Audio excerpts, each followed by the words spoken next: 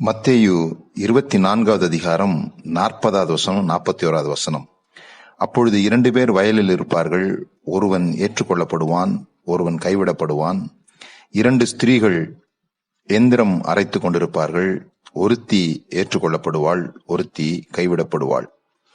சிறு வயதுல வீட்டுல திடீர்னு யாருமே இல்லாம போயிட்டாங்க அப்படின்னா, அப்பதான் நான் தூங்கி எழும்புறேன், யாருமே காணோம் அப்படின்னா ஒரு பயம் வரும். ஆண்டவருடைய வருகை வந்துருச்சு போல் இருக்கு, நாம கைவிடப்பட்டுட்டோம் அப்படிங்கிற பயத்துக்கு காரணமா இருந்த வசனம் இந்த வசனம்தான். இன்றைக்கும் அநேக பேர் கைவிடப்பட்டு விடுவோம் என்கிற பயத்துல இருக்கிறாங்க. ஆனா இங்க ஏற்றுக்கொள்ளப்படுவான் கைவிடப்படுவான் அப்படிங்கிற வார்த்தை அக்செப்டட், ஏற்றுக்கொள்ளப்படுவான் அப்படின்னா ஆங்கிலத்துல அக்செப்டட்னு வந்திருக்கணும். கைவிடப்படுவான் அப்படின்னா அபாண்டன்ட் அப்படின்னு வந்திருக்கணும். ஆனா ஆங்கில வேதாகமும் இந்த ஏற்றுக்கொள்ளப்படுகிறத டேக்கன்னும் கைவிடப்படுகிறத லெஃப்ட் அப்படின்னு சொல்லப்பட்டிருக்குது. இந்த லெஃப்ட், டேக்கன் இந்த வார்த்தைகளை குறித்து படிக்கும்பொழுது சகரியா 14வது அதிகாரம் 1 வசனம் 2வது வசனத்துல, இதோ கர்த்தருடைய நாள் வருகிறது, கவனிங்க, கர்த்தருடைய நாள் வருகிறது, உன்னில் கொள்ளையானது உன் நடுவே பங்கிடப்படும், எருசலேமுக்கு விரோதமாக யுத்தம் பண்ண சகல ஜாதிகளும் கூட்டுவேன், நகரம் பிடிக்கப்படும், வீடுகள் கொள்ளையாகும், ஸ்திரீகள் அவமானப்படுத்தப்படுவார்கள், நகரத்தாரில் பாதி மனுஷர் சிறைப்பட்டு போவார்கள். டேக்கன் இன்டு கேப்டிவிட்டின்னு போட்டிருக்கு, will be taken into captivity. மீதியான ஜனமோ நகரத்தை விட்டு அறுப்புண்டு போவதில்லை. they will not be removed, they will left in the city.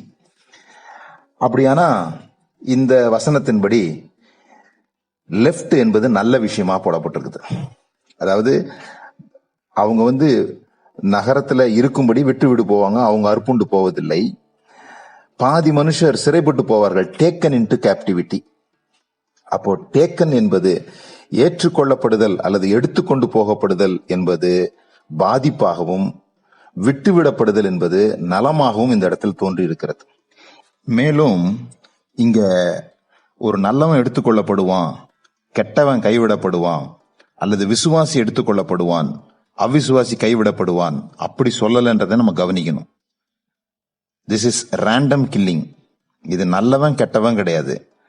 அங்க இடிச்சுக்கிட்டு இருக்கிறதுல ஒருவன் எடுத்துக்கொள்ளப்படுவான், அவன் நல்லவன்றதுனால இல்ல, அல்லது கைவிடப்படுகிறவன் கெட்டவன்றதுனால இல்ல. அந்த ராணுவ வீரர்கள் வரும்பொழுது அவங்க இஷ்டத்துக்கு வெட்டிட்டு போவாங்க, அதையும் நாம் புரிந்து கொள்ள வேண்டும். சகரியாவில் எப்படி கர்த்தருடைய நாள்னு சொல்லியிருக்குதோ அதே போல ஒரு கர்த்தருடைய நாளை பத்தி தான் மத்தேயு 24 பேசிக்கிட்டு வருது. அந்த கர்த்தருடைய நாள் என்பது தேவாலயம் இடிக்கப்படுகிற அந்த நாள் என்பதையும் நம்ம முதல் வசனத்திலிருந்து பார்க்கலாம். ரோம ராணுவ வீரர்கள் நுழையும் பொழுது ஜனங்களுடைய மனதிலே பயத்தையும் பயங்கரத்தையும் பதட்டத்தையும் ஏற்படுத்துவதற்காக 2 பேர் வயல்ல இருந்தாங்கன்னா ஒருத்தனை மட்டும் வெட்டிடுவாங்க, ஒருத்தனை உயிரோட விட்டுருவாங்க. ஏன்னா அவன் போய் ஊருக்குள்ள இந்த பயங்கரத்தை பரப்புவான். ஒரு பெரிய பயங்கரத்தை பரப்புவதற்காக அவர்களுடைய டாக்டிக், யுத்த முறைகள்ல ஒன்று என்னன்னு சொன்னா, 2 பேர் இருந்தாங்கன்னா ஒருத்தரை வெட்டிட்டு விட்டுறது.